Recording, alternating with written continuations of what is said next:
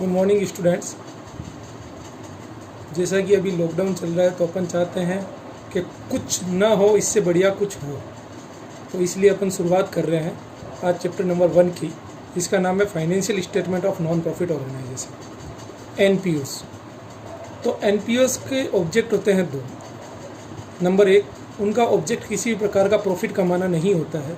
उनका ऑब्जेक्ट होता है rendering the service to its member और public. Example of NPOs: school, hospital, library, religious institution, charitable institution etcetera. Then बात करते हैं अपन financial statement of NPOs. Financial statement of NPOs को अपन देखें तो फाइनेंशियल स्टेटमेंट ऑफ एनपीओ के अंदर 3 चीज़ें आती हैं। एक आता है receipt and payment account, second income and expenditure, and third balance sheet. Other जो प्रॉफिट मेकिंग ऑर्गेनाइजेशन होते हैं उसके अंदर फाइनेंशियल स्टेटमेंट का मीनिंग क्या होता है? Trading account, manufacturing account, profit and loss account और balance sheet. Features of NPO. NPO के क्या क्या फीचर्स हैं, कैरेक्टरिस्टिक्स क्या हैं? तो इसके अंदर number 1, main M is services. तो एनपीओ केवल और केवल अपने मेंबर्स और पब्लिक को सर्विसेज प्रोवाइड करवाता है। फॉर्म: जो एनपीओ होता है उसका registration as a cooperative society,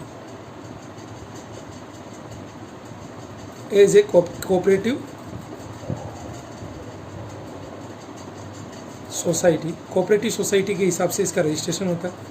separate entity: NPO जो है नॉन प्रॉफिट ऑर्गेनाइजेशन है और उसके मेंबर्स हैं, दोनों अलग अलग होते हैं, दोनों किसी प्रकार से एक नहीं है। मेंबर्स के कार्यों के लिए अपन एनपीओ को रेस्पॉन्सिबल नहीं ठहरा सकते और एनपीओ के जो वर्क है उसके लिए अपन इसके मेंबर्स को रेस्पॉन्सिबल नहीं ठहरा सकते।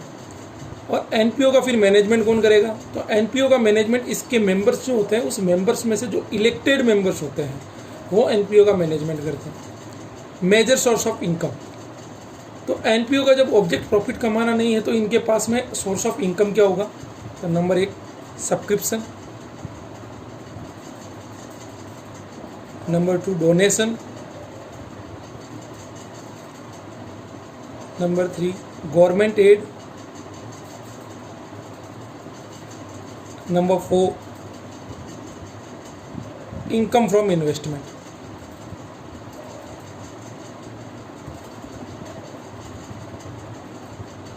ये 4 इनके लिए मेजर सोर्स ऑफ इनकम है। Surplus not distributed among its member: जो भी इसका जो सरप्लस होता है एनपीओ का वो इसके पार्टनर्स के बीच में आपस में डिस्ट्रीब्यूट या इसके मेंबर्स के बीच में डिस्ट्रीब्यूट नहीं किया जाता। क्यों? क्योंकि इसका ऑब्जेक्ट प्रॉफिट कमाना नहीं है। अकाउंट्स: जो नॉन प्रॉफिट ऑर्गेनाइजेशन होते हैं उनके अंदर 3 अकाउंट्स बनते हैं basically. Number 1, receipt and payment account, number 2, income and expenditure, and then final balance sheet. अब अपन आगे नेक्स्ट एक टॉपिक डिस्कस करते हैं जिसका नाम है कैपिटल एंड रेवेन्यू। तो कैपिटल और रेवेन्यू एनपीओ चैप्टर्स के अंदर बहुत इंपॉर्टेंट एस्पेक्ट है। कैपिटल किसे अपन बोलेंगे कैपिटल एक्सपेंडिचर और किसे अपन बोलेंगे रेवेन्यू एक्सपेंडिचर, किसे अपन बोलेंगे कैपिटल रिसिप्ट और किसे अपन बोलेंगे रेवेन्यू रिसिप्ट। इसको समझने का एक सिंपल सा एग्जांपल है। अपन यदि छत की बात करते हैं, छत में यदि पानी से छत से यदि टपक रही है, पानी पड़ रहा है, तो ऐसी सिचुएशन में 2 ऑप्शन होते हैं। पहला ऑप्शन कि सीमेंट लगाए रिपेयर करें, दूसरा ऑप्शन छत हटाएं और फिर एक नई छत डालें।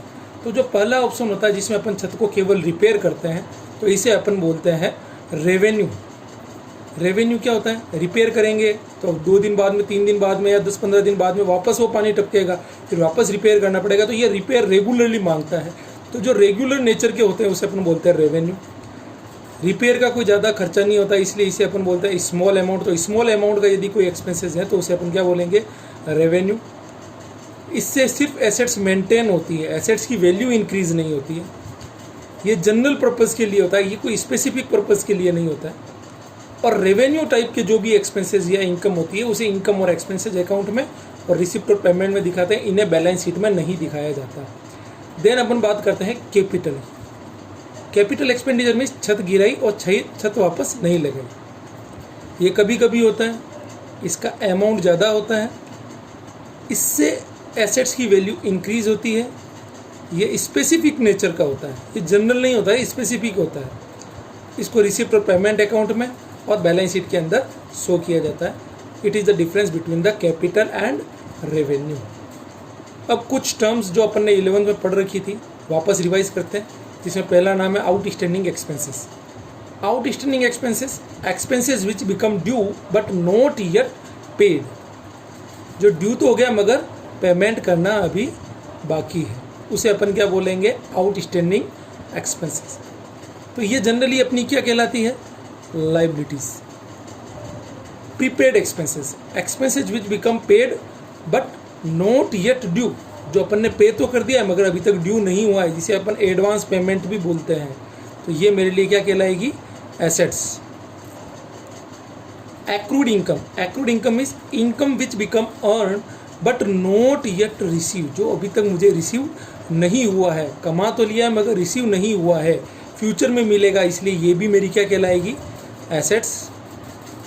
Unearned income, income which become earn और received but not yet due.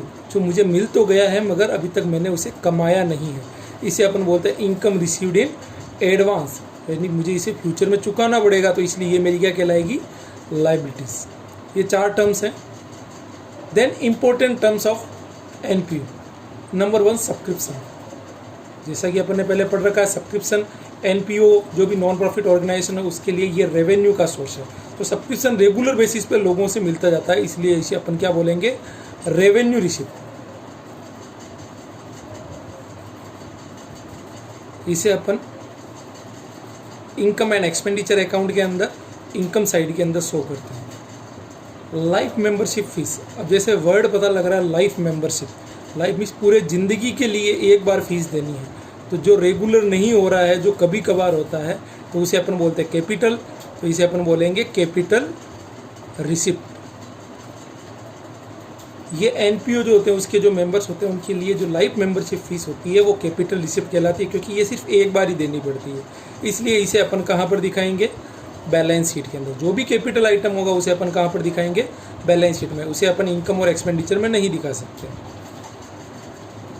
Then next, endowment fund. Endowment fund एक टाइप का स्पेसिफिक फंड होता है या स्पेसिफिक डोनेशन होता है जो उस पर्पज़ के लिए ही दिया जाता है जिस पर्पज़ के लिए इस फंड का निर्माण किया जाता है या क्रिएट किया जाता है। इसे अपन क्या बोलते हैं, कैपिटल रिसिप्ट। इसलिए इसको भी अपन कहाँ पर दिखाएंगे, बैलेंस शीट के अंदर। देन एंट्रेंस फीस और एडमिशन फीस। एंट्रेंस फीस और एडमिशन फीस मीन्स ये तो रेगुलर बेसिस के ऊपर ऑर्गेनाइजेशन के अंदर कई मेंबर्स आते हैं, कई मेंबर जाते हैं, तो ये रेगुलर बेसिस पे होता है, इसलिए इसे अपन क्या बोलेंगे, रेवेन्यू रिसिप्ट। देन बात करते हैं अपन डोनेशन। तो डोनेशन भी एनपीओ जो भी होते हैं नॉन प्रॉफिट ऑर्गेनाइजेशन, उनके रेवेन्यू का एक सोर्स डोनेशन भी होता है। तो ये डोनेशन 2 टाइप का होता है, specific donation and general donation. Specific donation means किसी स्पेशल पर्पज़ के लिए दिया जाता है। तो जो भी स्पेसिफिक चीज़ होती है वो अपने क्या कहलाती है, कैपिटल। तो इसे अपन बोलेंगे कैपिटल रिसिप्ट। इसलिए इसको अपन कहाँ पर दिखाएंगे, बैलेंस शीट के अंदर। इसे इनकम और एक्सपेंडिचर में नहीं दिखाया जाता।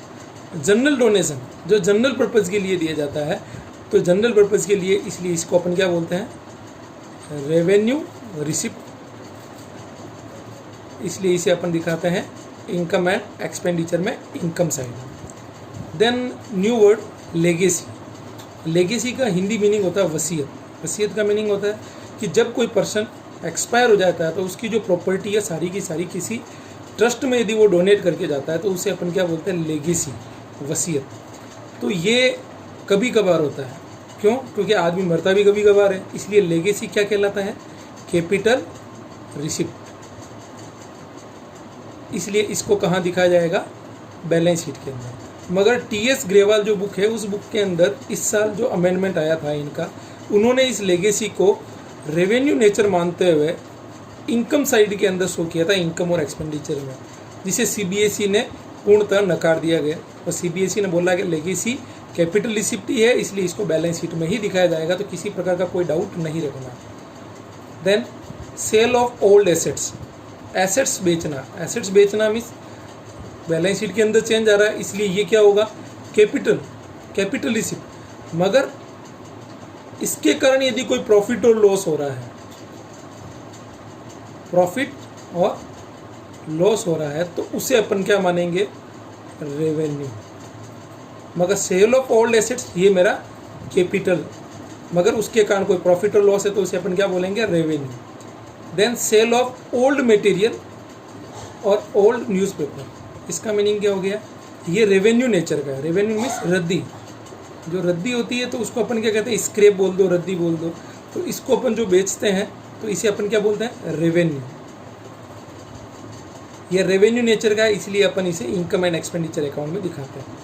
पेमेंट ऑफ ऑनोरियम, ऑनोरियम का मीनिंग होता है कि जो भी मेंबर्स के अलावा कोई एनपीओ में आता है उसका जब सम्मान किया जाता है उसके लिए जो खर्चा होता है तो उसे अपन बोलते हैं पेमेंट ऑफ ऑनोरियम। ये मेरा रेवेन्यू एक्सपेंसेस है